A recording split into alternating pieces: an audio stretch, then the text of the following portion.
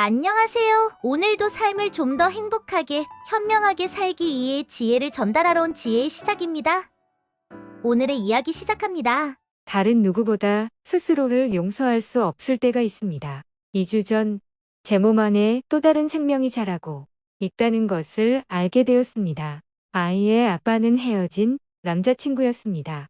저는 임신한 사실을 모른 채 남자친구와 이별이 괴로워 술도 마시고 정신과에서 약물 치료와 상담 치료를 하고 있던 중이었습니다.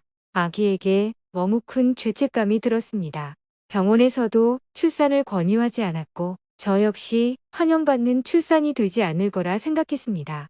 아기의 존재를 안지 3일 만에 유산시키고 그 죄책감에 괴로워하다가 결국 자살 시도를 했어요.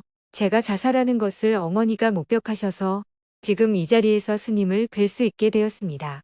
지금 저는 연애도 취업도 너무 겁이 납니다.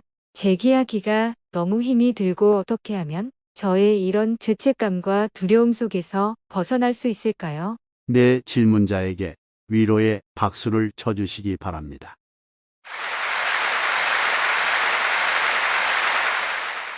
자, 만약에 질문자가 내가 자식도 죽였는데 살면 뭐 할까? 약 먹고 죽자 해서 약 먹고 죽었어요. 질문자가 죽는다고 죽은 아기에게 도움이 될까요? 아무 도움이 안 될 것 같아요. 그럼 지금 질문자가 뭘 하면 죽은 아기한테 도움이 될까요? 잘 모르겠어요. 이 죄책감에서 벗어날 수 있는지, 뭘 할 수 있는지 잘 모르겠어요. 지금 너무 혼란스러워요. 혼란스러워요. 모르면 모른다고 하면 돼요. 예를 들어 등산을 하는데 길을 잘 모르면 어떻게 해야 할까요? 일단 멈출 것 같아요. 그래요. 안 올라가면 되죠.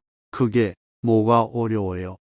질문자가 아이를 위해서 뭘 해야 될지 모르겠으면 아무것도 안 하면 됩니다. 지금은 질문자가 길을 모르니까 산에 올라가 봤자 도로 내려와야 할 수 있어요. 공연히 헛수고 할 필요 없습니다. 길을 아는 사람이 올 때까지 산 아래에서 운동을 하거나 책을 보면서 기다리면 됩니다.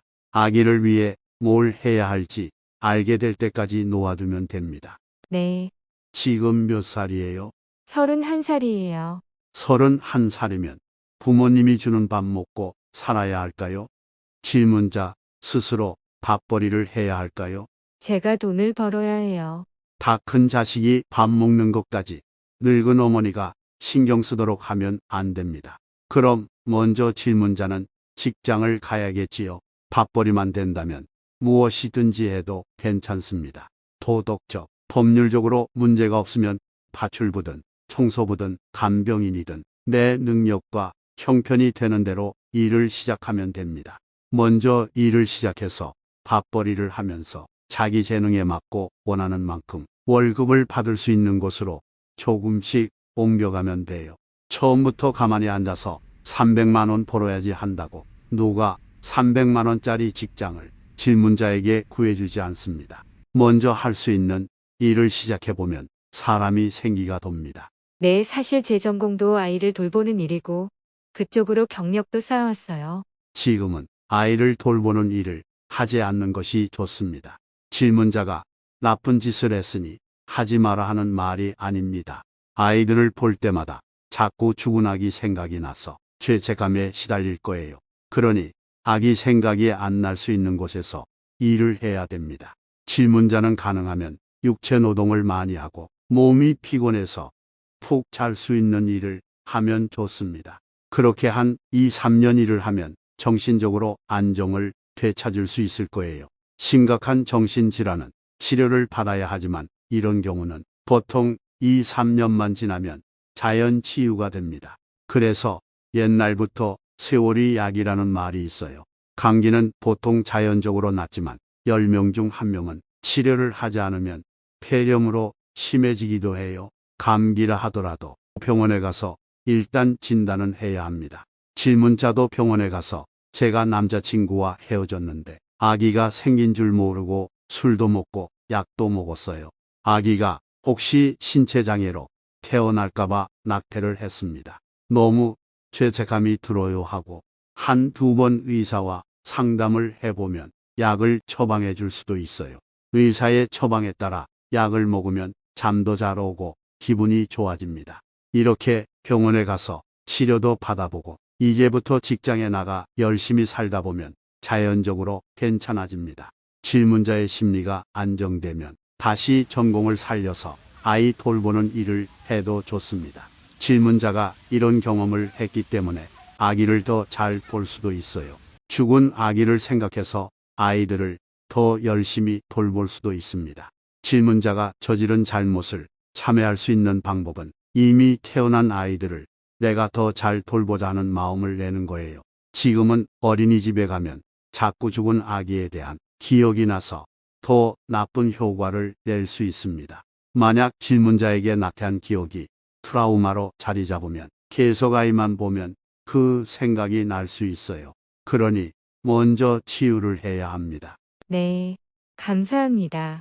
질문자 같은 경험을 한 사람은 죽을 때까지 죄의식을 가지고 괴롭게 살아야 할까요? 질문자가 무슨 경험을 했든 살아있는 사람은 누구나 다 행복할 권리가 있을까요? 행복할 권리가 있죠. 연애할 권리는 좀 뒤로 밀어놓고요. 질문자가 연애를 다시 할 수 있을까? 하고 제일 먼저 물었잖아요. 지금 그건 조금 뒤로 밀어놓아야 합니다. 제가 그걸 콕 집어서 이야기하는 이유는 질문자가 잘못해서가 아니라 자꾸 질문자의 상처가 연상될 수 있기 때문에 상처가 치유될 때까지는 뒤로 미뤄야 됩니다. 질문자가 먼저 자신을 치유해서 심리 상태가 안정되면 그때는 연애를 해도 괜찮고 아이 돌보는 일을 해도 괜찮아요. 본인이 어려움에 처했을 때는 스스로 자기 치유를 하는 게 제일 급합니다. 스스로에게 행복한가 하고 물어보세요. 나는 남자를 안 만나도 행복하고 아기를 안 보고도 행복하고 청소를 해도 행복하다. 이렇게 행복하다는 생각이 들면 건강해진 겁니다. 그러면 질문자는 뭘 해도 괜찮습니다. 감사합니다.